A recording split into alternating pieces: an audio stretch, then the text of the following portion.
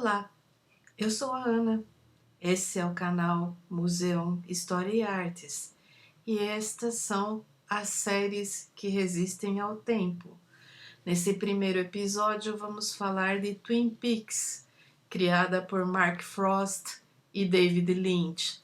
David Lynch que dispensa apresentações certamente. Dirigiu O Homem-Elefante, o primeiro Duna, Veludo Azul, e dirigiu Twin Peaks, que é uma série icônica que dificilmente quem vive hoje e quem foi criado nesse meio com internet, TV a cabo e todo tipo de facilidade, dificilmente essa nova geração poderia avaliar o impacto de Twin Peaks quando foi lançada em 1990. A série tem 3 temporadas e gerou um filme também. A primeira temporada tem 8 episódios e foi ao ar em 1990. A segunda temporada tem 22 episódios e foi ao ar de 90 para 91. Isso nos Estados Unidos, logicamente, onde foi lançada. No ano de 92 foi lançado o filme Fire Walk With Me, que aqui no Brasil recebeu o nome de Os Últimos Dias de Laura Palmer. E em 2017 houve uma terceira temporada com 18 episódios. E é preciso pensar o que era a televisão em 1990, principalmente aqui no Brasil. Nos Estados Unidos já havia TV a cabo, já havia outros recursos, mas aqui no Brasil havia pouquíssimas emissoras, com horário definido de programação, com se você perdesse algum episódio, você não teria nenhum tipo de reprise. E se no final da temporada a emissora resolvesse nunca mais passar a série, você nunca mais ia ver. E Twin Peaks, que foi exibida originalmente pela Rede Globo, foi extremamente mutilada para se adequar ao formato da emissora. E quando a Folha de São Paulo deu spoiler do final, a emissora simplesmente atropelou e cancelou a exibição. E muitos de nós ficamos sem entender nada, não só pelos cortes feitos nos episódios, mas também por esse atropelo, porque você descobre quem matou Laura Palmer no meio da segunda temporada. Mas até essa altura, quem matou Laura Palmer se torna irrelevante, porque a série em si é um acontecimento. Posteriormente, a TV Record exibiu Twin Peaks e eu cheguei a ver um pouco mais, mas pouquíssimo, porque também é o mesmo esquema. Se você trabalhasse no momento em que a série estava sendo exibida, não havia reprise. E se você perdesse 2, 3 episódios, aí você já não estava entendendo mais nada. E somente recentemente, por intermédio do David, do podcast Pinguim Dançarino, é que eu fiquei pensando se não valeria a pena assistir finalmente Twin Peaks do início ao fim. E fiz isso. Maratonei as 3 temporadas e o filme. Fiquei agradavelmente surpresa. E é isso que gerou esse programa, essa série de episódios para o canal Museu, porque eu comecei a pensar o que torna uma série relevante mesmo 20 ou 30 anos depois de ter sido realizada. A rigor, toda a produção humana é datada. Resistir ao tempo não significa não se tornar datado. Datado já está do momento em que é feito. Resistir ao tempo significa permanecer relevante, permanecer surpreendente, ter algo a dizer, mesmo depois que o tempo atropelou todas as referências que qualquer produto cultural carrega em si. E eu comecei a me lembrar de várias séries que eu vi ao longo do tempo e que me marcaram profundamente, que às vezes eu encontro um episódio ou outro no YouTube e fico maravilhada sobre como elas ainda se sustentam, mesmo 30, 40, 50 anos depois. E a ideia desse programa é explorar isso, tentar não dar muito spoiler, porque como eu fazia lá no meu canal original com a série Interlocuções e com o Cantinho da História, quando eu sugeria livros, eu não quero resenhar, eu não quero poupar a experiência do leitor ou do telespectador. O que eu quero é que vocês assistam, que vocês leiam, que vocês vejam a maneira como eu apresento e aí depois se interessem pelo produto. E é isso. Twin Peaks é muitíssimo interessante porque David Lynch tem um estilo peculiaríssimo de contar suas histórias. Uma sensibilidade incrível, mas também uma ironia devastadora. E Twin Peaks, eu fiquei com a impressão que é o encontro entre Happy Days e Peyton Place.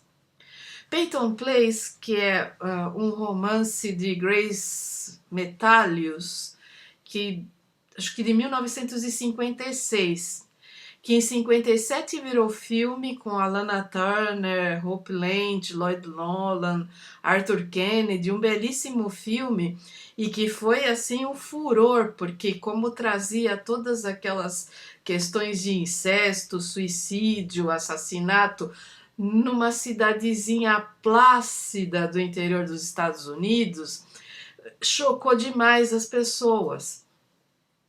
Tanto que se tornou icônico nos Estados Unidos e nos anos 60, na segunda metade dos anos 60, virou um novelão que é extremamente estilizado e com a participação de atores de primeiro time do cinema, do teatro estadunidense, e que durou 5 anos, se eu não me engano, tem mais de 500 episódios de meia hora.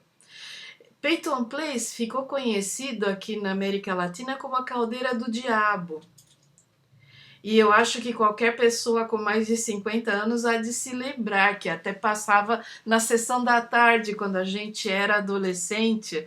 E eu imagino que hoje um filme com toda essa carga, porque não era nada explícito, não havia cenas de violência ou cenas explícitas, mas qualquer pessoa com 2 neurônios percebia o que estava acontecendo ali, né? Peyton Place é tão icônica que sempre que se queria referir a uma cidadezinha do interior, se falava a Caldeira do Diabo. Pelo menos no Uruguai ficou uma coisa assim. Aqui no Brasil eu não tenho a referência de como foi nos anos 50, mas no Uruguai marcou. E Happy Days, que é o outro extremo, é uma comedinha edulcorada, ridícula, que chegou a inspirar aquele filme do George Lucas, American Graffiti, e que foi ao ar durante 10 anos, na virada, foi de 74 a 84, se eu não me engano, na TV dos Estados Unidos, com Ron Howard, e é daquelas coisas assim em que toda aquela romantização dos anos 50 está presente. É uma coisinha tão besta, mas tão besta, mas que gerou aquela personagem do Henry Winkler, do Arthur Fonzarelli, conhecido como Fonzie, e o Fonzie virou um ícone para toda uma geração. Mas está lá toda a bobaginha de como os Estados Unidos se veem nos anos 50, está lá em Happy Days.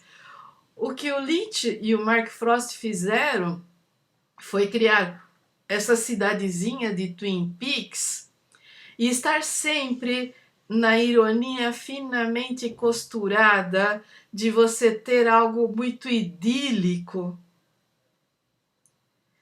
quanto terrivelmente horrendo, com incesto, assassinato, suicídio e todo o coquetel que se tem direito. Só que, como é David Lynch, você tem alguma coisa ali entre o surreal, o realismo fantástico, um realismo mágico, em que a presença do sobrenatural, mediunidade, lendas indígenas, todo aquele coquetel tão ao gosto dos Estados Unidos, em que você meio que convive o fanatismo religioso mais primário com essa coisa mística New Age.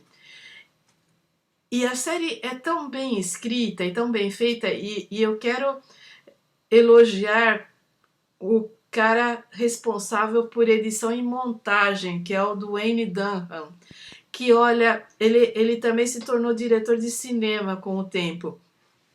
Mas a montagem de Twin Peaks, a edição, é impecável, é algo inacreditável. A fotografia, os primeiros episódios, você não entende se você está nos anos 50 ou nos anos 90. Você só vai. A única coisa que você. Quando o agente do FBI chega e ele fala naquele mini gravador, que você fala, ah tá, então tá nos anos 90. Porque as roupas foram escolhidas de início para parecer que aquela cidade parou no tempo. O corte das roupas, e aí é claro que nos anos 90 se recuperou muito do corte de décadas anteriores. Aquelas meninas indo para a escola poderiam estar nos anos 50 ou 60.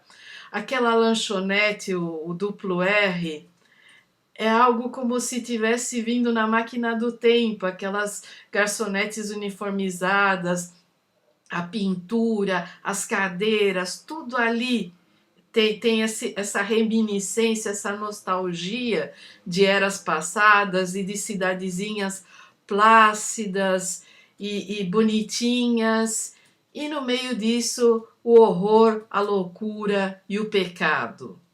E David Lynch é genial no uso da dosagem. E o Frost também. No início eles escreviam juntos, depois começaram cada um a escrever um capítulo aqui ou ali, e vários diretores se uniram ao projeto. Então você tem uma pluralidade, mas ao mesmo tempo você percebe ali como o Lynch tem mão firme em manter a história dentro de um padrão de qualidade, dentro de um padrão narrativo. Há toda essa coisa que sugere que é onírica, porque todo mundo ali acredita em sonhos premonitórios, todo mundo ali age como se o sobrenatural fosse natural, como se as lendas indígenas não fossem lendas, como se tudo fosse extremamente real. E a partir do ponto em que eles se veem como no meio desse caldo de cultura, tudo aquilo se torna real. E é muito bem escrito, muito bem montado, muito bem dirigido, com atores de primeira linha e com algumas peculiaridades da direção do Lynch que a gente vai ver em toda a sua carreira. Há sempre a presença de gigantes, de anões, de pessoas com vários tipos de deficiências, mas que elas estão tão bem integradas na comunidade, ou elas estão tão bem localizadas nos sonhos das pessoas, que você encara como se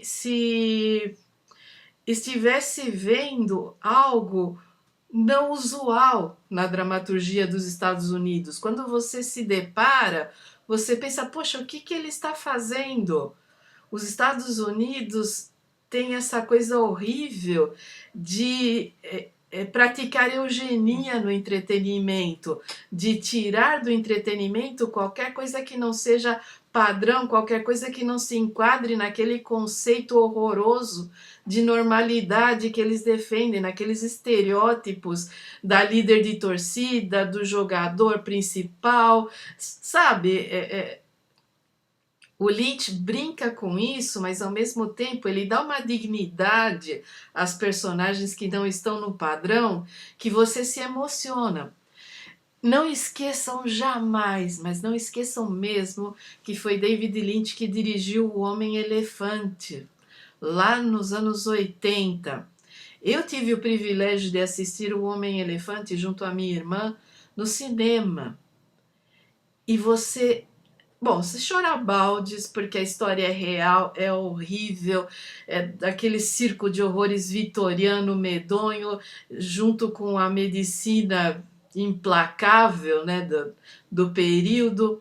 Mas uma coisa que é inesquecível é que John Hurt, no papel do Homem-Elefante, passa metade do filme com um saco de estopa na cabeça ou de um tecido qualquer.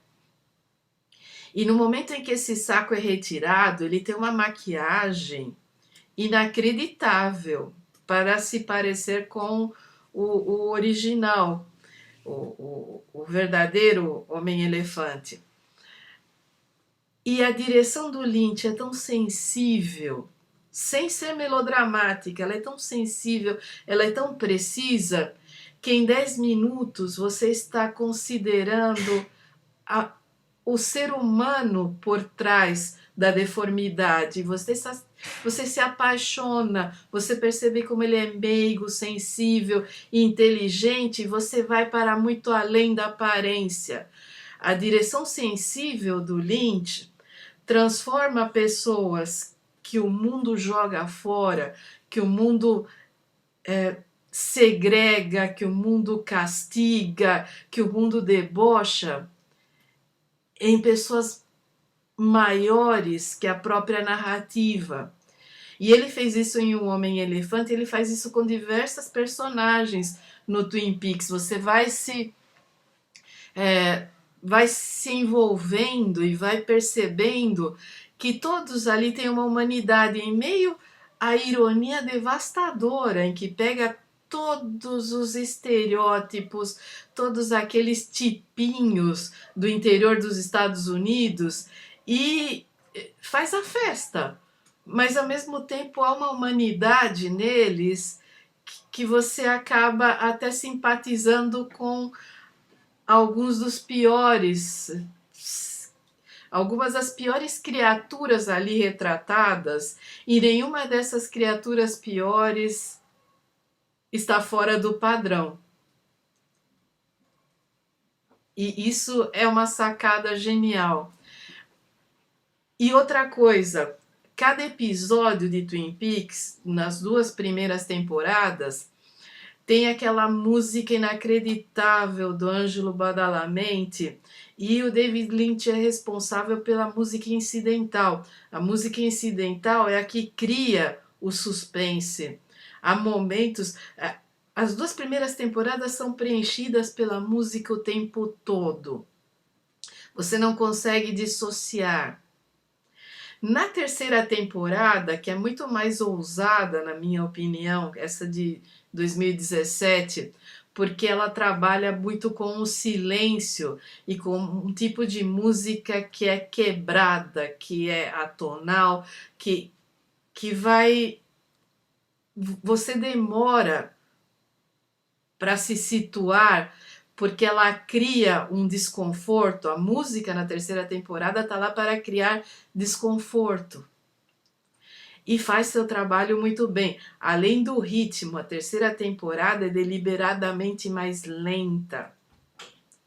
E você, para quem está habituado à edição frenética atual e essa coisa absurda, aliás, vejam o vídeo mais recente do Thiago Guimarães lá no Hora Thiago sobre a estética TikTok que entra nesse tema, e mantenham um olhar aberto para essa edição frenética. Mas eu, pessoalmente, é uma questão geracional. Eu não gosto.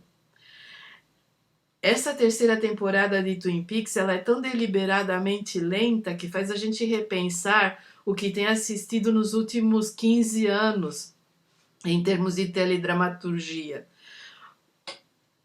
Além de tudo isso, há N referências em todas as temporadas da série. Há 1001 detalhes que remetem à cultura americana e à autoimagem os estadunidenses têm de si. Eu não quero dar spoiler, então não vou entrar em detalhes, mas assistam prestando atenção, assistam numa tela grande para não perder nenhum detalhe, ou se vocês forem assistir no notebook, coloquem na tela cheia. Não é uma série para se assistir no celular, o celular mata. Não. Cinema e séries de verdade não funcionam no celular. Você precisa da tela.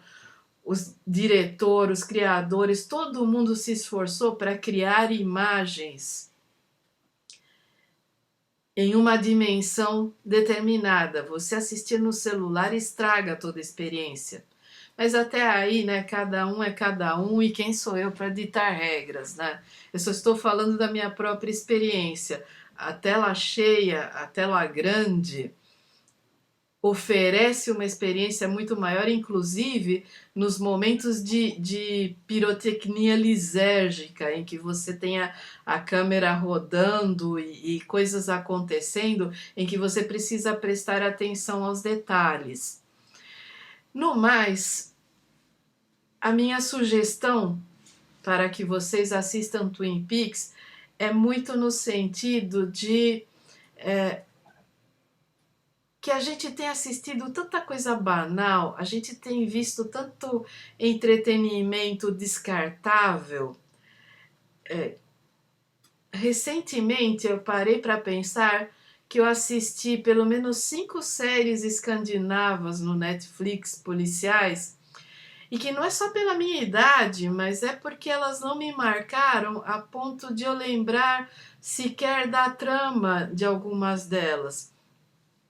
Ao passo que quando eu vi A Ponte, nossa, A Ponte é uma série que é inacreditável, mas para cada série boa que a gente assiste e que marca para o resto da vida, há tanto, mas tanto material descartável que seria bom manter vivas séries que realmente marcam, que têm o que oferecer,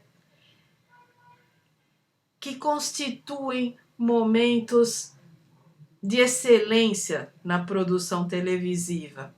E é isso. Este é o Séries que Resistem ao Tempo. Esse foi o primeiro episódio, Twin Peaks. E eu aguardo vocês no meu canal Museu História e Artes e no meu canal original que leva o meu nome por extenso. Até a próxima!